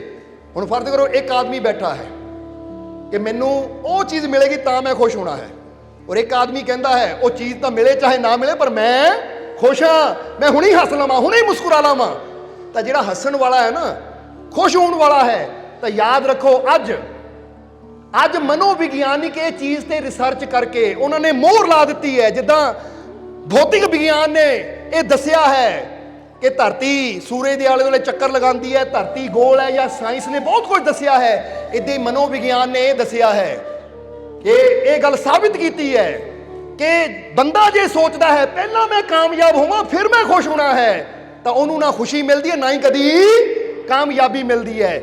ਅੱਜ ਮਨੋਵਿਗਿਆਨ ਇਹ ਸਾਬਿਤ ਕਰ ਚੁੱਕਾ ਹੈ ਕਿ ਕਾਮਯਾਬੀ ਉਹਨੂੰ ਮਿਲਦੀ ਜਿਹੜਾ ਪਹਿਲਾਂ ਖੁਸ਼ ਰਹਿਣਾ ਸ਼ੁਰੂ ਕਰ ਦਿੰਦਾ ਹੈ, ਕਿਉਂਕਿ ਕਾਮਯਾਬੀ ਸਾਨੂੰ ਖੁਸ਼ੀ ਨਹੀਂ ਦਿੰਦੀ, ਖੁਸ਼ੀ ਸਾਨੂੰ ਕਾਮਯਾਬ ਬਣਾਉਂਦੀ ਹੈ। ਜਿੰਨੇ ਅਸੀਂ ਆਪਣੇ ਜੀਵਨ 'ਚ ਖੁਸ਼ ਰਹਿਣਾ ਸਿੱਖ ਲੈਂਦੇ ਉਨਾ ਜੀਵਨ 'ਚ ਕਾਮਯਾਬ ਹੁੰਦੇ ਚਲੇ ਜਾਂਦੇ, ਕਿਉਂਕਿ ਹਰ ਪਾਸੇ ਤਾਂ ਆਪ ਦੇਖੋ, ਚਾਹੇ ਕੋਈ ਦੁਕਾਨਦਾਰ ਹੈ, ਜਿਹੜਾ ਖੁਸ਼ ਰਹਿਣ ਵਾਲਾ ਦੁਕਾਨਦਾਰ ਹੈ ਉਹਦੀ ਦੁਕਾਨ ਤੇ ਗਾਹਕ ਵੀ ਜ਼ਿਆਦਾ ਆਉਣਗੇ, ਜਿਹੜਾ ਖੁਸ਼ ਰਹਿਣ ਵਾਲਾ ਕਾਰੀਗਰ ਹੈ ਉਹਦੇ ਕਸਟਮਰ ਜ਼ਿਆਦਾ ਹੋਣਗੇ। ਤਾਂ ਜਿਹੜਾ ਹਰ ਵੇਲੇ ਦੁਖੀ, ਹਰ ਵੇਲੇ ਖਿਜਿਆ, ਹਰ ਵੇਲੇ ਮੂੰਹ ਲਟਕਾ ਕੇ ਬੈਠਾ ਰਵੇ, ਉਹ ਲੋਕਾਂ ਨੂੰ ਜਾਣ ਤੋਂ ਹੀ ਡਰ ਲੱਗਣਾ ਹੈ, ਕਹਿੰਦਾ ਭਾਈ ਬੰਦਾ ਹੀ ਖਤਰਨਾਕ ਜਿਹਾ ਲੱਗਦਾ, ਛੱਡੋ ਕਿਤੇ ਲੜੇ ਨਾ ਪਵੇ। ਹੁਣ ਬੜਾ ਗੌਰ ਕਰੋ, ਇੱਕ ਬੰਦਾ ਦੁਕਾਨਦਾਰ ਬੈਠਾ ਹੋਵੇ ਮੂੰਹ ਜਿਹਾ ਇਦਾਂ ਕਰਕੇ, ਤਾਂ ਕੋਈ ਜਾਵੇ ਉਹਨਾਂ ਇਹ ਕਹਿਣਾ ਆਹ ਸਮਾਨ ਦਿਖਾ ਦੇ ਭਾਈ, ਆਹੀ ਰਹਿਣ ਦੇ, ਕਿਉਂਕਿ ਪਤਾ ਨਹੀਂ ਦੂਜਾ ਮੰਗਿਆ ਤੇ ਨਾ ਸਿਰ ਹੀ ਨਾ ਕਿਤੇ ਖੋਲ ਦੇਵੇ ਕਿ ਤੂੰ ਸਮਾਨ ਹੀ ਦੇਖੀ ਜਾਂਦਾ, ਲੈਣਾ ਤਾਂ ਕੁਛ ਹੈ ਨਹੀਂ ਤੂੰ। ਪਰ ਜਿਹੜਾ ਮੁਸਕਰਾਉਣ ਵਾਲਾ ਬੰਦਾ ਹੈ ਉਹਦੀ ਤਰਫ ਹਰ ਕੋਈ, ਕਿਉਂਕਿ ਇਹਨੂੰ ਕਿਹਾ ਜਾਂਦਾ ਹੈ ਕਿ ਸਮਾਈਲਿੰਗ ਫੇਸ ਦੇ ਅੰਦਰ, ਸਮਾਈਲਿੰਗ ਹਾਰਟ ਦੇ ਅੰਦਰ ਇੱਕ ਮੈਗਨਾਟੀਸੀਅਤ ਪੈਦਾ ਹੁੰਦੀ ਹੈ। ਮੈਗਨਾਟੀਸੀਅਤ ਕਹਿੰਦੇ ਆ, ਮੈਗਨੇਟ ਕਹਿੰਦੇ ਨਾ ਚੁੰਬਕ ਨੂੰ, ਕਿ ਜਿਹੜਾ ਇਨਸਾਨ ਮੁਸਕਰਾਉਂਦਾ ਹੈ, ਦਿਲੋਂ ਖੁਸ਼ ਰਹਿੰਦਾ ਹੈ, ਉਹਦੇ ਅੰਦਰ ਇੱਕ ਐਸੀ ਮੈਗਨਾਟੀਸੀਅਤ ਪੈਦਾ ਹੁੰਦੀ ਜੋ ਦੂਜਿਆਂ ਨੂੰ ਆਪਣੀ ਤਰਫ ਖਿੱਚਦਾ ਹੈ, ਅਟਰੈਕਟ ਕਰਦਾ ਹੈ। ਇਸ ਲਈ ਤੁਸੀਂ ਕਦੀ ਗੌਰ ਕਰਨਾ ਕਿ ਇੱਕ ਪਾਰਟੀ ਵਿੱਚ ਅਗਰ 100 ਬੰਦਾ ਖੜਾ ਹੈ ਨਾ, ਤਾਂ ਜਿਹਦੇ ਚਿਹਰੇ ਤੇ ਸਮਾਈਲ ਹੋਏਗੀ ਤੁਹਾਡਾ ਧਿਆਨ ਆਪਣੇ ਆਪ ਉੱਧਰ ਜਾਏਗਾ ਵੀ, ਔਰ ਉੱਤੇ ਨਜ਼ਰ ਤੁਹਾਡੀ ਸਟਾਪ ਵੀ ਹੋਏਗੀ ਥੋੜੀ ਦੇਰ ਵਾਸਤੇ, ਕਿਉਂਕਿ ਸਮਾਈਲ ਦੇ ਅੰਦਰ, ਖੁਸ਼ੀ ਦੇ ਅੰਦਰ ਇੱਕ ਖਿੱਚ ਹੈ, ਚੁੰਬਕੀय ਖਿੱਚ। ਇਸ ਲਈ ਕਿ ਤੁਸੀਂ ਅਟਰੈਕਟਿਵ ਨਹੀਂ ਬਣਨਾ ਚਾਹੁੰਦੇ ਕਿ ਦੁਨੀਆ ਤੇ ਮੇਰਾ ਨਾਮ ਹੋਵੇ, ਦੁਨੀਆ ਤੇ ਮੈਨੂੰ ਕਾਮਯਾਬੀ ਮਿਲੇ, ਤਾਂ ਕਾਮਯਾਬੀ ਵਾਸਤੇ, ਆਪਣੇ ਨਾਮ ਨੂੰ ਉੱਚਾ ਕਰਨ ਵਾਸਤੇ ਅਸੀਂ ਆਪਣੇ ਫੇਸ ਤੇ ਸਮਾਈਲ ਰੱਖੀਏ ਔਰ ਆਪਣੇ ਮਾਲਿਕ ਤੇ ਵਿਸ਼ਵਾਸ ਰੱਖੀਏ। ਸਮਝਦੇ ਹੋ? ਇਸ ਲਈ ਮਨੋਵਿਗਿਆਨ ਨੇ ਕਿਹਾ ਹੈ ਕਿ ਕਾਮਯਾਬ ਬੰਦਾ ਕਦੀ ਖੁਸ਼ ਨਹੀਂ ਹੁੰਦਾ। ਜੇ ਬੰਦਾ ਸੋਚੇ ਪਹਿਲਾਂ ਕਾਮਯਾਬ ਹੋਵਾਂ, ਕਾਮਯਾਬੀ ਸਾਨੂੰ ਖੁਸ਼ੀ ਨਹੀਂ ਦਿੰਦੀ, ਕਾਮਯਾਬੀ ਸਾਨੂੰ ਖੁਸ਼ੀ ਨਹੀਂ ਦਿੰਦੀ, ਬਲਕਿ ਖੁਸ਼ੀ ਸਾਨੂੰ ਕਾਮਯਾਬ ਬਣਾਉਂਦੀ ਹੈ। ਇਸ ਲਈ ਜਿਹੜਾ ਖੁਸ਼ ਰਹਿਣਾ ਸਿੱਖ ਲੈਂਦਾ ਹੈ ਉਹ ਜੀਵਨ ਦੇ ਹਰ ਮੁਕਾਮ 'ਚ ਕਾਮਯਾਬ ਹੁੰਦਾ ਚਲਾ ਜਾਂਦਾ ਹੈ, ਉਹ ਜੀਵਨ ਦੇ ਹਰ ਮੁਕਾਮ ਤੇ ਉੱਪਰ ਉੱਠਦਾ ਚਲਾ ਜਾਂਦਾ ਹੈ। ਇਸ ਲਈ ਤੁਹਾਨੂੰ ਇੱਕ ਗੱਲ ਕਹਾਂਗੇ ਕਿ ਇਹ ਜੀਵਨ ਦਾ ਅਵਸਰ ਮਿਲਿਆ ਹੈ ਨਾ, ਤਾਂ ਹਰ ਦਿਨ ਸਮਝ ਲਓ ਪ੍ਰਮਾਤਮਾ ਦੇ ਦੁਨੀਆ ਦੇ ਬਾਗ ਵਿੱਚ ਹਰ ਦਿਨ ਚੰਗੇ ਫਲ ਚੁਣੋ, ਮਿੱਠੇ ਫਲ ਚੁਣੋ। ਇਹ ਨਾ ਕੱਲ ਦੇ ਨਾ ਟਾਲੋ, ਕੱਲ ਕਰ ਲਵਾਂਗੇ। ਅੱਜ ਜੋ ਮੈਂ ਅੱਛਾ ਕਰ ਸਕਦਾ ਹਾਂ, ਜੋ ਮੈਂ ਨੇਕ ਕੰਮ ਕਰ ਸਕਦਾ ਹਾਂ, ਆਪਣੇ ਮਾਲਿਕ ਨੂੰ ਯਾਦ ਕਰ ਸਕਦਾ, ਕਿਸੇ ਦਾ ਭਲਾ ਕਰ ਸਕਦਾ, ਕੋਈ ਅੱਛਾਈ ਦਾ ਕੰਮ ਕਰ ਸਕਦਾ, ਕਿਸੇ ਨਾਲ ਮਿੱਠਾ ਬੋਲ ਸਕਦਾ ਹਾਂ, ਕਿਸੇ ਨੂੰ ਹਿੰਮਤ ਹੌਸਲਾ ਦੇ ਸਕਦਾ, ਤਾਂ ਅੱਜ ਮੈਂ ਉਹ ਕੰਮ ਕਰ ਲਵਾਂ, ਕਿਉਂਕਿ ਜੀਵਨ ਦੀ ਟੋਕਰੀ 'ਚ ਅੱਜ ਫਲ ਚੁਣ ਲਈਏ। ਇਹਦੇ ਕੱਲ ਤੇ ਟਾਲਦਿਆਂ ਕਿਤੇ ਇਹ ਨਾ ਹੋਵੇ ਜੀਵਨ ਦੀ ਟੋਕਰੀ ਖਾਲੀ ਚਲੀ ਜਾਵੇ, ਕਿਉਂਕਿ ਉਹ ਰੱਬ ਵੀ ਦੁਨੀਆ ਦਾ ਬਾਦਸ਼ਾਹ ਹੈ। ਉਹ ਸਾਨੂੰ ਮੌਕਾ ਦਿੰਦਾ ਜੀਵਨ ਦੀ ਟੋਕਰੀ ਦੇ ਕੇ ਕਿ ਲੈ ਬਈ ਇਹ ਜੀਵਨ ਰੂਪ, ਇਹ ਦੁਨੀਆ ਰੂਪੀ ਬਾਗ ਚੋਂ ਅੱਛੇ ਫਲ ਚੁਣ ਲੈ। ਪਰ ਬੰਦਾ ਅੱਛੇ ਫਲ ਤਾਂ ਕੀ ਚੁਣਨੇ ਆ, ਅੱਛੇ ਫਲਾਂ ਨੂੰ, ਅੱਛੇ ਪਲਾਂ ਨੂੰ, ਅੱਛੇ ਮੌਕਿਆਂ ਨੂੰ ਬੰਦਾ ਗਵਾਉਂਦਾ ਹੀ ਚਲਾ ਜਾਂਦਾ ਹੈ। ਤਾਂ ਫਿਰ ਬਾਅਦ ਚੋਂ ਮੂੰਹ ਲਟਕਾ ਕੇ ਜਿੱਦਾਂ ਉਹ ਖਾਲੀ ਟੋਕਰੀ ਲੈ ਕੇ ਬਾਦਸ਼ਾਹ ਨੂੰ ਦਿੰਦਾ ਕਿ ਬਾਦਸ਼ਾਹ ਸਲਾਮਤ ਆ ਲਓ, ਤਾਂ ਬਾਦਸ਼ਾਹ ਕਹਿੰਦਾ ਤੈਨੂੰ ਮੌਕਾ ਦਿੱਤਾ ਸੀ ਔਰ ਤੂੰ ਖਾਲੀ ਟੋਕਰੀ ਲੈ ਆਇਆ। ਤੁਹਾਨੂੰ ਵੀ ਪ੍ਰਮਾਤਮਾ ਮੌਕਾ ਦਿੰਦਾ ਹੈ। ਇਸ ਲਈ ਅੱਛਾਈ ਦੇ ਨਾਲ ਆਪਣੇ ਜੀਵਨ ਦੀ ਟੋਕਰੀ ਨੂੰ ਭਰ ਲਈਏ, ਨੇਕੀਆਂ ਦੇ ਨਾਲ ਆਪਣੇ ਜੀਵਨ ਦੀ ਟੋਕਰੀ ਨੂੰ ਭਰ ਲਈਏ, ਕਿਉਂਕਿ ਜਿਹੜਾ ਅੱਛਾਈ ਦੇ ਨਾਲ ਆਪਣੇ ਜੀਵਨ ਦੀ ਟੋਕਰੀ ਨੂੰ ਫੁੱਲ ਕਰ ਲੈਂਦਾ ਨਾ, ਫਿਰ ਪ੍ਰਮਾਤਮਾ ਵੱਲੋਂ ਇਨਾਮ ਵੀ ਉਹ ਨਹੀਂ ਮਿਲਦਾ ਹੈ, ਖੁਸ਼ੀਆਂ ਦਾ, ਕਾਮਯਾਬੀ ਦਾ, ਸਫਲਤਾ ਦਾ।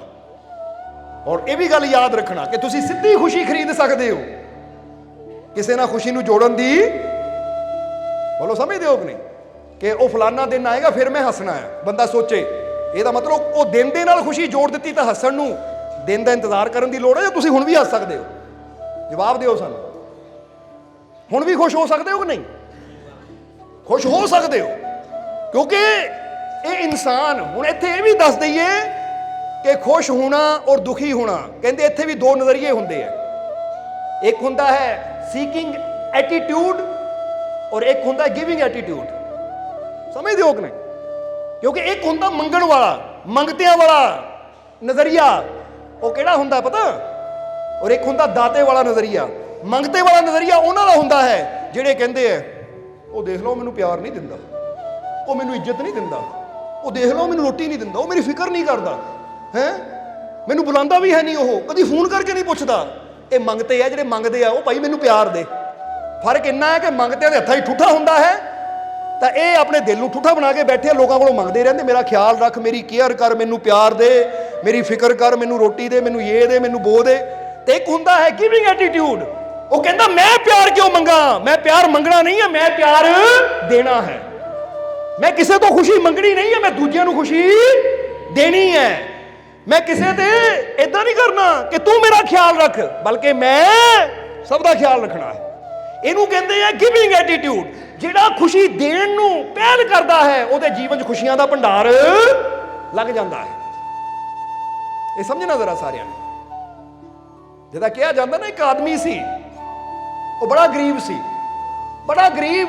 ਤਾਂ ਇੱਕ ਦਿਨ ਉਹ ਬੈਠਾ ਰੋ ਰਿਹਾ ਸੀ, ਤਾਂ ਇੱਕ ਫਕੀਰ ਉੱਥੋਂ ਦੀ ਗੁਜ਼ਰੇ। ਜਦੋਂ ਫਕੀਰ ਗੁਜ਼ਰੇ, ਫਕੀਰਾਂ ਨੇ ਦੇਖਿਆ ਉਸ ਆਦਮੀ ਨੂੰ ਜੋ ਕਿ ਸਿਆਣਾ ਸੀ, ਪੁੱਛਿਆ ਬਜ਼ੁਰਗੋ ਰੋ ਕਿਉਂ ਰਹੇ ਹੋ? ਤਾਂ ਉਹਨਾਂ ਕਿਹਾ ਮਹਾਰਾਜ ਜੀਵਨ 'ਚ ਗਰੀਬੀ ਬੜੀ ਹੈ, 60 ਸਾਲ ਦੀ ਮੇਰੀ ਉਮਰ ਹੋ ਗਈ ਹੈ, ਹਾਲੇ ਪਤਾ ਨਹੀਂ ਕਿੰਨੇ ਕੁ ਸਾਲ ਜੀਣਾ ਹੈ, ਗਰੀਬੀ ਬਹੁਤ ਹੈ, ਕਦੀ ਪੇਟ ਭਰ ਖਾਣਾ ਵੀ ਨਹੀਂ ਖਾਦਾ, ਸੋਚਦਾ ਕਿ ਕੀ ਕਰਨਾ ਹੈ ਜ਼ਿੰਦਗੀ ਨੂੰ। ਮੈਂ ਔਰ ਮੇਰੀ ਪਤਨੀ ਕਈ ਵਾਰ 2-2, 3-3 ਦਿਨ ਭੁੱਖੇ ਰਹਿੰਦੇ ਆ, ਇਸ ਲਈ ਮੈਂ ਤਾਂ ਰੋ ਰਿਹਾ ਹਾਂ। ਫਕੀਰ ਕਹਿੰਦੇ ਫਿਕਰ ਨਾ ਕਰ, ਮੇਰੀ ਸਿੱਧੀ ਰੱਬ ਨਾਲ ਗੱਲਬਾਤ ਹੈ, ਮੈਂ ਹੁਣੇ ਰੱਬ ਨੂੰ ਪੁੱਛ ਲੈਂਦਾ ਕਿ ਤੇਰੇ ਜੀਵਨ 'ਚ ਗਰੀਬੀ ਕਦੋਂ ਤੱਕ ਰਹਿਣੀ ਹੈ।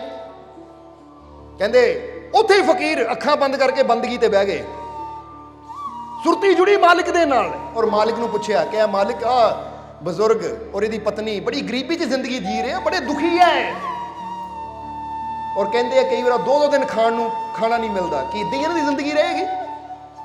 ਤਾਂ ਉਸ ਲਈ ਪ੍ਰਮਾਤਮਾ ਨੇ ਫਕੀਰ ਨੂੰ ਕਿਹਾ, ਐ ਫਕੀਰ ਦਰਅਸਲ ਇਹਨਾਂ ਦੋਨਾਂ ਨੇ 90 ਸਾਲ ਜੀਣਾ ਹੈ, ਔਰ ਇਹਨਾਂ ਦੀ ਜ਼ਿੰਦਗੀ ਦੇ ਵਿੱਚ ਸਿਰਫ 2 ਹੀ ਅਨਾਜ ਦੀਆਂ ਬੋਰੀਆਂ ਆ। ਹੁਣ ਉਹ 2 ਅਨਾਜ ਦੀਆਂ ਬੋਰੀਆਂ 30 ਸਾਲ ਵਿੱਚ ਥੋੜੀਆਂ ਕਰਕੇ ਦੇਣੀਆਂ ਮੈਂ ਇਹਨਾਂ ਨੂੰ, ਕਿਉਂਕਿ ਇਹਨਾਂ ਦੀ ਪਿਛਲੀ ਕਰਨੀ ਇਨਸਾਨ ਨੂੰ ਮਿਲਦਾ ਉਹੀ ਹੈ ਜੋ ਬੀਜਦਾ ਹੈ। ਜਿੱਦਾਂ ਕਹਿ ਲਓ ਇੱਕ ਕਿਸਾਨ ਅਗਰ 1 ਬੋਰੀ ਬੀਜੇਗਾ ਤਾਂ 1 ਬੋਰੀ ਤੋਂ 100 ਮਿਲੇਗੀ, ਜਾਂ ਕਹਿ ਲਓ 10 ਮਿਲਣਗੀਆਂ। ਜੇ 10 ਬੀਜੇਗਾ ਤਾਂ 10 ਤੋਂ 100 ਮਿਲਣਗੀਆਂ, ਤਾਂ ਜੇ ਬੀਜੇ ਹੀ ਨਾ ਹੋ ਤਾਂ ਫਿਰ ਮਿਲਣ ਦੀ ਆਸ ਵੀ ਕੋਈ ਨਹੀਂ ਹੁੰਦੀ। ਇਸ ਲਈ ਇੱਕ ਬੜਾ ਪਿਆਰਾ ਕੋਟ ਹੈ, ਇੱਕ ਬੜਾ ਪਿਆਰਾ ਇੱਕ ਲਾਈਨ ਹੈ ਕਿ ਜਦੋਂ ਤੁਹਾਡੇ ਜੀਵਨ 'ਚ ਖੁਸ਼ੀ ਹੋਵੇ, ਜਦੋਂ ਤੁਹਾਡੇ ਜੀਵਨ 'ਚ ਤਰੱਕੀ ਹੋਵੇ, ਤਾਂ ਸਮਝ ਲਓ ਇਹ ਤੁਹਾਡੀਆਂ ਕੀਤੀਆਂ ਹੋਈਆਂ ਅੱਛਾਈਆਂ ਦਾ, ਨੇਕੀਆਂ ਦਾ ਫਲ ਤੁਹਾਨੂੰ ਮਿਲ ਰਿਹਾ ਹੈ। ਤਾਂ ਜਦੋਂ ਤੁਹਾਡੇ ਜੀਵਨ 'ਚ ਦੁੱਖ ਹੋਵੇ, ਪਰੇਸ਼ਾਨੀ ਹੋਵੇ, ਬੇਬਰਕਤੀ ਹੋਵੇ, ਤਾਂ ਸਮਝ ਲਓ ਕਿ ਹੁਣ ਨੇਕੀਆਂ ਕਰਨ ਦਾ ਸਮਾਂ ਆ। ਹੁਣ ਮੈਂ ਨੇਕੀਆਂ ਕਰਾਂ, ਉਹ ਨੇਕੀਆਂ ਦੇ ਬੀਜ ਬੋਵਾਂ ਤਾਂ ਕਿ ਮੇਰੇ ਜੀਵਨ 'ਚ ਖੁਸ਼ੀਆਂ ਆਣੀਆਂ ਸ਼ੁਰੂ ਹੋ ਜਾਣ। ਸਮਝਦੇ ਹੋ ਕਿ ਨਹੀਂ? ਜਿੱਦਾਂ ਇੱਕ ਮਾਲੀ ਫੁੱਲ ਤੋੜ ਰਿਹਾ ਹੈ, ਫੁੱਲ ਤੋੜ ਰਿਹਾ ਤੇ ਇਹਦਾ ਮਤਲਬ ਕਿਤੇ ਨਾ ਫੁੱਲ ਲਾਏ ਸੀ, ਬੀਜ ਬੋਏ ਸੀ, ਮਿਹਨਤ ਕੀਤੀ ਸੀ, ਤਾਂ ਅੱਜ ਫੁੱਲ ਤੋੜ ਰਿਹਾ ਹੈ। ਪਰ ਜੇ ਹੁਣ ਫੁੱਲ ਸੁੱਕ ਗਏ ਹੈ ਤਾਂ ਹੁਣ ਇਹਦਾ ਮਤਲਬ ਨਵੇਂ ਫੁੱਲ ਲਾਉਣ ਦਾ ਟਾਈਮ ਆ ਗਿਆ ਹੈ। ਬੰਦਾ ਕੀ ਕਰਦਾ ਹੈ ਕਿ ਜਦੋਂ ਜੀਵਨ 'ਚ ਸੁੱਖ ਹੁੰਦਾ ਹੈ, ਖੁਸ਼ੀ ਹੁੰਦੀ ਹੈ, ਉਦੋਂ ਕਹਿੰਦਾ ਹੈ ਪ੍ਰਮਾਤਮਾ ਹੈ, ਪ੍ਰਭੂ ਹੈ, ਮੇਰਾ ਰੱਬ ਹੈ, ਦੇਖੋ ਮੈਨੂੰ ਕਿੰਨਾ ਕੁਝ ਦੇ ਰਿਹਾ ਹੈ। ਪਰ ਨੇਕੀ ਕਰਨੀ ਭੁੱਲ ਜਾਂਦਾ ਹੈ, ਦਾਨ ਪੁੰਨ ਕਰਨਾ ਭੁੱਲ ਜਾਂਦਾ ਹੈ, ਅੱਛਾਈ ਕਰਨਾ ਭੁੱਲ ਜਾਂਦਾ ਹੈ। ਤਾਂ ਉਹ ਜਿਹੜੇ ਪਿਛਲੇ ਬੀਜ ਹੁੰਦੇ, ਜਿੰਨਾ ਕੁ ਉਹਦਾ ਫਲ ਹੁੰਦਾ ਬੰਦਾ ਲੈ ਲੈਂਦਾ ਹੈ। ਉਸ ਤੋਂ ਬਾਅਦ ਕੀ ਹੁੰਦਾ ਹੈ, ਜਦੋਂ ਪਿਛਲੇ ਕਰਮਾਂ ਦੇ ਬੀਜ ਜਿਹੜੇ ਬੀਜੇ ਹੋਏ ਸੀ ਉਹਦਾ ਫਲ ਕੱਟ ਲੈਂਦਾ ਹੈ, ਤਾਂ ਹੁਣ ਪਰੇਸ਼ਾਨੀਆਂ ਜਾਂ ਤਕਲੀਫਾਂ ਆਉਣੀਆਂ ਜੀਵਨ 'ਚ ਸ਼ੁਰੂ ਹੋ ਜਾਂਦੀਆਂ ਹੈ। ਤਾਂ ਬੰਦਾ ਉਸ ਲਈ ਉਹਨੂੰ ਚਾਹੀਦਾ ਹੈ ਕਿ ਹੁਣ ਮੈਂ ਰੱਬ ਦੀ ਬੰਦਗੀ ਜ਼ਿਆਦਾ ਕਰਾਂ, ਸੇਵਾ ਸਿਮਰਨ ਨਾਲ ਧਿਆਨ ਦੇਵਾਂ। ਪਰ ਉਸ ਲਈ ਬੰਦਾ ਕੀ ਕਰਦਾ ਹੈ ਕਿ ਲੈ ਪਹਿਲਾਂ ਠੀਕ ਸੀ, ਹੁਣ ਹੈ ਨਹੀਂ ਕੋਈ ਰੱਬ, ਮੈਨੂੰ ਤਾਂ ਹੋਰ ਥੱਲੇ ਗਿਰਾ ਦਿੱਤਾ, ਮੈਂ ਤਾਂ ਉਹਦਾ ਨਾਮ ਲੈਂਦਾ ਸੀ, ਮੈਂ ਤਾਂ ਪਿੱਛੇ ਜਾ ਰਿਹਾ ਹਾਂ। ਬੋਲੋ ਸਮਝਦੇ ਹੋ ਕਿ ਨਹੀਂ? ਸੋ ਇੱਥੇ ਗੱਲ ਉਹ ਕਿਸਾਨ ਵਾਲੀ ਹੈ ਕਿ ਰੱਬ ਪਿੱਛੇ ਨਹੀਂ ਕਰਦਾ, ਪਰ ਜੇ ਕਿਸਾਨ ਹੀ ਬੀਜ ਬੋਣਾ ਬੰਦ ਕਰ ਦੇਵੇ ਤਾਂ ਕੁਦਰਤ ਆਪਣੇ ਆਪ ਹੀ ਪਿੱਛੇ ਕਰ ਦਿੰਦੀ ਹੈ। ਰੱਬ ਕਹਿੰਦਾ ਤੂੰ ਪਾਉਂਦਾ ਰਹਿ ਦਾਣਾ ਖੇਤ ਦੇ ਅੰਦਰ, ਤਾਂ ਮੈਂ ਤੈਨੂੰ ਦੇਈ ਜਾਣਾ। ਜਦੋਂ ਦਾਣਾ ਪਾਣਾ ਬੰਦ ਕਰ ਦੇਣਾ ਤਾਂ ਖੇਤ ਨੇ ਫਸਲ ਦੇਣੀ ਵੀ ਬੰਦ ਕਰ ਦੇਣੀ। ਇਸ ਲਈ ਯਾਦ ਰੱਖੋ ਕਿ ਜਦੋਂ ਜੀਵਨ 'ਚ ਖੁਸ਼ੀਆਂ ਮਿਲਦੀਆਂ ਤੇ ਮੇਰੇ ਅੱਛਾਈਆਂ ਦਾ ਉਹ ਮਿਲ ਰਿਹਾ ਹੈ, ਤੇ ਜੇ ਅੱਜ ਮੁਸ਼ਕਿਲਾਂ ਹੈ ਤਾਂ ਫਿਰ ਕਿਹਾ ਜਾਂਦਾ ਹੈ, ਮੌਲਾਨਾ ਇਹ ਵੀ ਰੂਮ ਦਾ ਹੀ ਕੋਟ ਹੈ ਕਿ ਫਿਰ ਭਾਈ ਹੁਣ ਅੱਛਾਈਆਂ ਕਰਨ ਦਾ, ਨੇਕੀਆਂ ਕਰਨ ਦਾ ਵਕਤ ਆ ਗਿਆ ਹੈ। ਆਪਣੇ ਮਾਲਿਕ ਦੇ ਨਾਲ ਵਿਸ਼ਵਾਸ ਨਾਲ ਜੁੜ ਜਾ, ਯਕੀਨ ਰੱਖ ਔਰ ਅੱਛਾਈ ਦੇ, ਨੇਕੀਆਂ ਦੇ ਬੀਜ ਬੋ, ਤਾਂ ਤੇਰੇ ਜੀਵਨ 'ਚ ਦੁਬਾਰਾ ਖੁਸ਼ੀਆਂ ਦੀ ਫਸਲ ਆਣੀ ਵੀ ਸ਼ੁਰੂ ਹੋ ਜਾਏਗੀ। ਸੋ ਫਕੀਰ ਨੂੰ ਪ੍ਰਮਾਤਮਾ ਨੇ ਕਿਹਾ ਤੇ ਇਹਦੇ ਪਿੱਛੇ ਕਰਮ ਇਦਾਂ ਦੇ ਸੀ ਕਿ ਪੂਰੇ ਜੀਵਨ ਦੇ ਵਿੱਚ ਜਿੰਨਾ ਵੀ ਅਨਾਜ ਮਿਲਿਆ ਇਹਨਾਂ ਦੇ ਹਿਸਾਬ ਨਾਲ ਮਿਲਿਆ। ਹੁਣ 2 ਬੋਰੀਆਂ ਆ ਸਿਰਫ ਇਹਦੇ ਕੋਲ, ਔਰ 30 ਸਾਲਾਂ ਦੀ ਜ਼ਿੰਦਗੀ ਬਾਕੀ ਹੈ, ਤਾਂ 30 ਸਾਲਾਂ 'ਚ 2 ਬੋਰੀਆਂ ਥੋੜੀਆਂ ਥੋੜੀਆਂ ਦੇਣੀਆਂ ਤਾਂ ਕਿ ਮਰਨ ਵੀ ਨਾ, ਜੀਂਦੇ ਵੀ ਰਹਿਣ, ਔਰ ਅਨਾਜ ਵੀ ਨਾ ਕਿਤੇ ਪਹਿਲੇ ਹੀ ਮੁੱਕ ਜਾਵੇ। ਹਾਂ ਇਦਾਂ ਹੋ ਸਕਦਾ ਹੈ ਕਿ ਅਗਰ ਇਹ ਬਜ਼ੁਰਗ ਪੇਟ ਭਰ ਖਾਣਾ ਚਾਹੁੰਦੇ ਹੈ ਤਾਂ ਫਿਰ ਮੈਂ ਇਦਾਂ ਕਰ ਸਕਦਾ ਹਾਂ ਕਿ 2 ਬੋਰੀਆਂ ਇਕੱਠੀਆਂ ਹੀ ਇਹਨਾਂ ਨੂੰ ਦੇ ਦੇਵਾਂ। ਪਰ ਫਿਰ 30 ਸਾਲਾਂ ਦਾ ਉਹ ਜਿਹੜਾ ਜੀਵਨ ਹੈ ਨਾ ਉਹ ਭੁੱਖਿਆਂ ਹੀ ਗੁਜ਼ਰੇਗਾ ਔਰ ਜਲਦੀ ਮੌਤ ਹੋ ਜਾਣੀ ਇਹਨਾਂ ਦੀ, ਕਿਉਂਕਿ 2 ਬੋਰੀਆਂ ਜਦੋਂ ਮੁੱਕ ਗਈਆਂ ਫਿਰ ਭੋਜਨ ਨਹੀਂ ਮਿਲਣਾ ਔਰ ਖਤਮ। ਤਾਂ ਹੀ ਕੁਰਾਨ ਸ਼ਰੀਫ ਦੇ ਅੰਦਰ ਵੀ ਆਂਦਾ ਕਿ ਰਾਜ਼ਿਕ ਤਾਂ ਉਹ ਪਰਮਾਤਮਾ, ਰਿਜ਼ਕ ਦੇਣਾ ਤਾਂ ਉਹਦੇ ਹੱਥ 'ਚ। ਇਸ ਲਈ ਉੱਤੇ ਵਿਸ਼ਵਾਸ ਰੱਖ, ਨੇਕੀਆਂ ਕਰ, ਅੱਛਾਈਆਂ ਕਰ, ਤਾਂ ਰਿਜ਼ਕ ਦੀ ਟੈਨਸ਼ਨ ਲੈਣੀ ਬੰਦ ਕਰ ਦੇ। ਕਿਉਂਕਿ ਜੇ ਅੱਛਾਈ ਕਰੇਗਾ, ਨੇਕੀ ਕਰੇਗਾ ਤਾਂ ਪਰਮਾਤਮਾ ਤੈਨੂੰ ਕਮੀ ਕੋਈ ਨਹੀਂ ਆਉਣ ਦੇਗਾ। ਹੁਣ ਕਹਿੰਦੇ ਹੈ ਕਿ ਉਸ ਫਕੀਰ ਨੇ ਅੱਖਾਂ ਖੋਲ ਕੇ ਬਜ਼ੁਰਗ ਨੂੰ ਦੱਸਿਆ ਕਿ ਬਜ਼ੁਰਗੋ ਇਦਾਂ ਹੈ, ਤੁਹਾਡੀ ਉਮਰ 60 ਸਾਲ ਦੀ ਹੈ, 30 ਸਾਲ ਦੀ ਉਮਰ ਬਾਕੀ ਹੈ, 2 ਅਨਾਜ ਦੀਆਂ ਬੋਰੀਆਂ ਤੁਹਾਡੀਆਂ ਹੈ ਬਈ। ਹੁਣ ਤੁਸੀਂ ਦੇਖੋ ਜੇ ਭਰ ਪੇਟ ਖਾਣਾ ਤਾਂ ਇਕੱਠੀਆਂ ਰੱਬ ਕਹਿੰਦਾ ਮੈਂ ਦੇ ਦਿੰਦਾ, ਪਰ ਫਿਰ 30 ਸਾਲ ਕਿੱਦਾਂ ਕੱਟੂਗੇ? ਤੜਫ ਤੜਫ ਕੇ ਮੌਤ ਪਹਿਲਾਂ ਹੀ ਹੋ ਜਾਏਗੀ। ਤਾਂ ਜਾਂ ਫਿਰ ਹੁਣ ਇੰਤਜ਼ਾਰ ਕਰੋ ਕਿ ਜਿੰਨਾ ਰੱਬ ਦਿੰਦਾ ਹੈ ਉਹ ਸ਼ੁਕਰ ਕਰਕੇ ਖਾਈ ਜਾਓ। ਤਾਂ ਬਜ਼ੁਰਗ ਨੇ ਕਿਹਾ ਮਹਾਰਾਜ ਪਿਛਲੇ 60 ਸਾਲ ਤੋਂ ਭੁੱਖੇ ਹੀ ਰਹਿ ਰਹੇ ਆ, ਇਸ ਲਈ ਮਰਨਾ ਚੰਗਾ ਆ, ਪਰ ਪੇਟ ਭਰ ਖਾ ਤਾਂ ਲਈਏ। ਇਸ ਲਈ ਕਹਿ ਦਿਓ ਰੱਬ ਨੂੰ ਕਿ 2 ਬੋਰੀਆਂ ਇਕੱਠੀਆਂ ਦੇ ਦੇ। ਕਹਿੰਦੇ ਉਸ ਵੇਲੇ ਫਕੀਰਾਂ ਨੇ ਬੇਨਤੀ ਕੀਤੀ ਕਿ ਪਰਮਾਤਮਾ, ਬਜ਼ੁਰਗ ਕਹਿੰਦੇ 2 ਬੋਰੀਆਂ ਇਕੱਠੀਆਂ ਦੇ ਦੇ। ਤਾਂ ਪਰਮਾਤਮਾ ਕਹਿੰਦੇ ਠੀਕ ਹੈ, ਫਿਰ ਸਵੇਰੇ ਮਿਲ ਜਾਣਗੀਆਂ। ਹੁਣ ਕਹਾਣੀ ਸਿਰਫ ਸਾਨੂੰ ਗਿਆਨ ਦੇਣ ਵਾਸਤੇ ਬਣਾਈ ਗਈ ਹੈ, ਸਮਝਾਉਣ ਵਾਸਤੇ ਕਿ ਜਿਸ ਵੇਲੇ ਫਕੀਰਾਂ ਬੇਨਤੀ ਕੀਤੀ ਬਜ਼ੁਰਗ ਨੂੰ, ਕਿਹਾ ਬਜ਼ੁਰਗੋ ਫਿਕਰ ਨਾ ਕਰੋ, ਰੱਬ ਕਹਿੰਦਾ ਜਿਹੜੀਆਂ 30 ਸਾਲਾਂ ਦੀਆਂ 2 ਬੋਰੀਆਂ ਇਕੱਠੀਆਂ ਦੇ ਦੇਣੀਆਂ, ਤੁਸੀਂ ਬੇਫਿਕਰ ਰਹੋ। ਹੁਣ ਅਸੀਂ ਚੱਲੇ ਹਾਂ ਕਿਉਂਕਿ ਸਾਡੀ ਯਾਤਰਾ ਲੰਬੀ ਹੈ। ਕਹਿੰਦੇ ਕਹਿ ਕੇ ਫਕੀਰ ਚਲੇ ਗਏ। ਉਹ ਬਜ਼ੁਰਗਾਂ ਨੂੰ ਦੱਸ ਗਏ ਸਵੇਰ ਨੂੰ ਤੁਹਾਨੂੰ 2 ਬੋਰੀਆਂ ਮਿਲ ਜਾਣੀਆਂ। ਇੱਧਰ ਬਜ਼ੁਰਗ ਰਾਤ ਨੂੰ ਸੁੱਤੇ, ਸਵੇਰੇ ਉੱਠੇ ਤਾਂ ਕੋਈ ਆਦਮੀ ਆਇਆ, ਦਰਵਾਜ਼ਾ ਖੜਕਾਇਆ।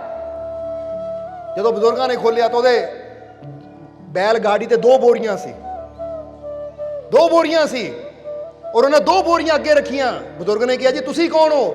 ਉਹ ਕਹਿੰਦਾ ਬਜ਼ੁਰਗੋ ਦਰਅਸਲ ਮੇਰੀ ਇੱਕ ਨਾ ਬਹੁਤ ਬੜੀ ਪਰੇਸ਼ਾਨੀ ਸੀ ਕਿ ਮੇਰੇ ਔਲਾਦ ਨਹੀਂ ਸੀ, ਤਾਂ ਮੈਂ ਰੱਬ ਦੇ ਅੱਗੇ ਦੁਆ ਕੀਤੀ ਸੀ ਕਿ ਪਰਮਾਤਮਾ ਮੈਨੂੰ ਔਲਾਦ ਦੇ ਦੇ, ਤਾਂ ਮੈਂ ਤੇਰੇ ਨਾਂ ਦਾ ਲੰਗਰ ਲਾਉਂਗਾ, ਤੇਰੇ ਨਾਂ ਦਾ ਕੁਝ ਭਲਾ ਕਰੂੰਗਾ। ਸੋ ਮੈਂ ਲੰਗਰ ਤਾਂ ਲਵਾਇਆ, ਪਰ ਫਿਰ ਮੈਨੂੰ ਕਿਸੇ ਨੇ ਦੱਸਿਆ ਕਿ ਉੱਥੇ ਬਜ਼ੁਰਗ ਤਾਂ ਉਹਦੀ ਘਰ ਵਾਲੀ ਰਹਿੰਦੇ ਆ ਜਿਹੜੇ ਵਿਚਾਰੇ ਬੜੇ ਗਰੀਬ ਹੈ, ਕਈ ਵਾਰ ਉਹਨਾਂ ਦੇ ਘਰ ਚੁੱਲ੍ਹਾ ਨਹੀਂ ਚੱਲਦਾ। ਤਾਂ ਮੈਂ ਸੋਚਿਆ ਜਿੱਥੇ ਇੰਨਿਆਂ ਨੂੰ ਆਪਣੇ ਪਿੰਡ 'ਚ ਖਿਲਾਇਆ, ਤਾਂ ਜੇ ਨਾਲ ਦੇ ਪਿੰਡ 'ਚ ਇੱਕ ਬਜ਼ੁਰਗ ਭੁੱਖਾ ਤਾਂ 2 ਬੋਰੀਆਂ ਉਹਨੂੰ ਦਿਆਵਾਂ।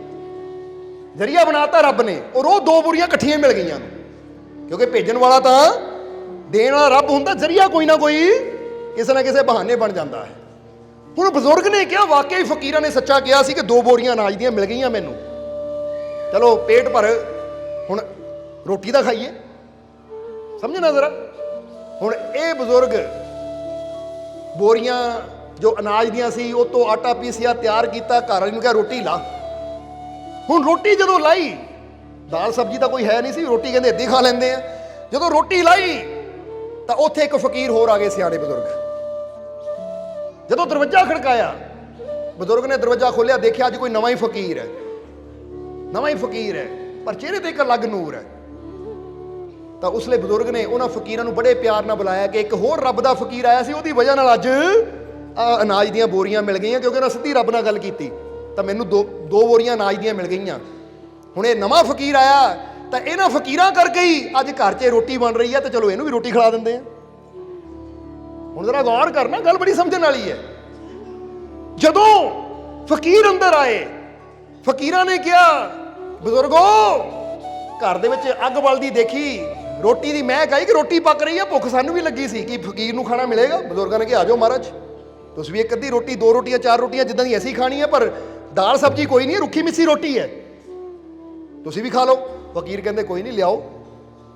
ਹੁਣ ਘਰ ਵਾਲੀ ਰੋਟੀਆਂ ਪਕਾ ਰਹੀ ਹੈ, ਤਾਂ ਉਹਨਾਂ ਨੇ ਫਕੀਰ ਦੇ ਅੱਗੇ ਰੱਖੀਆਂ। ਫਕੀਰ ਨੇ ਇੱਕ ਰੋਟੀ ਖਾਧੀ, ਦੂਜੀ ਖਾਧੀ, ਤੀਜੀ ਖਾਧੀ, ਜਦੋਂ ਚੌਥੀ ਖਾ ਕੇ ਪੇਟ ਭਰ ਗਿਆ, ਤਾਂ ਫਕੀਰ ਕਹਿੰਦੇ, ਐ ਖੁਦਾ, ਇਹਨਾਂ ਨੇ ਮੇਰਾ ਪੇਟ ਭਰਿਆ, ਤੂੰ ਇਹਨਾਂ ਦਾ ਘਰ ਭਰ ਦੇ। ਜਰਾ ਗੌਰ ਕਰ ਦੇ, ਇਹਨਾਂ ਨੇ ਮੇਰਾ ਪੇਟ ਭਰਿਆ, ਮੈਨੂੰ ਭੁੱਖੇ ਨੂੰ ਰਜ਼ਾਇਆ, ਤੂੰ ਇਹਨਾਂ ਨੂੰ ਰਜ਼ਾ ਦੇ, ਇਹਨਾਂ ਦਾ ਘਰ ਭਰ ਦੇ। ਉਹ ਜਦੋਂ ਬਜ਼ੁਰਗ ਨੇ ਸੁਣਿਆ, ਬਜ਼ੁਰਗ ਹੱਸ ਪਿਆ। ਫਕੀਰ ਕਹਿੰਦੇ, ਬਜ਼ੁਰਗੋ ਹੱਸਿਆ ਕਿਉਂ? ਕਹਿੰਦੇ, ਮਹਾਰਾਜ ਤੁਸੀਂ ਰੱਬ ਅੱਗੇ ਦੁਆ ਕੀਤੀ ਕਿ ਰੱਬਾ ਇਹਨਾਂ ਨੇ ਮੇਰਾ ਪੇਟ ਭਰਿਆ, ਮੈਨੂੰ ਰਜ਼ਾਇਆ, ਤੂੰ ਇਹਨਾਂ ਨੂੰ ਰਜ਼ਾ ਦੇ, ਇਹਨਾਂ ਦਾ ਪੇਟ ਭਰ ਦੇ। ਕਿ ਬਜ਼ੁਰਗੋ ਕੱਲ ਹੀ ਇੱਕ ਫਕੀਰ ਆਇਆ ਸੀ, ਉਹਨੇ ਦੱਸਿਆ ਕਿ ਸਾਡੇ ਭਾਗਾਂ 'ਚ ਤਾਂ 30 ਸਾਲਾਂ 'ਚ ਸਿਰਫ 2 ਹੀ ਬੋਰੀਆਂ ਆ ਕਣਕ ਦੀਆਂ, ਅਨਾਜ ਦੀਆਂ, ਔਰ 2 ਘਰ 'ਚ ਪਈਆਂ। ਇਹ ਤਾਂ ਸਾਡੇ 30 ਸਾਲ ਦੇ ਜੋ 30 ਸਾਲਾਂ 'ਚ ਸਾਨੂੰ ਮਿਲਣਾ ਸੀ, ਉਹ ਰੱਬ ਦੀ ਮਿਹਰ ਨਾਲ ਅੱਜ ਹੀ ਮਿਲ ਗਿਆ। ਤਾਂ ਤੁਸੀਂ ਕਹਿੰਦੇ ਘਰ ਭਰ ਦੇ, ਇਹ ਤੋਂ ਜ਼ਿਆਦਾ ਕੀ ਮਿਲਣਾ ਸਾਨੂੰ? ਇਹ 2 ਹੀ ਸੀ ਸਾਡੀ ਕਿਸਮਤ 'ਚ, इसलिए तो ज़्यादा नहीं मिलना। सब्सक्राइब कीजिए सर्व संध्या दरबार कांटिया शरीफ चैनल को और बेल आइकन दबाइए मालिक जी की लेटेस्ट सत्संग की वीडियो को सबसे पहले देखने के लिए।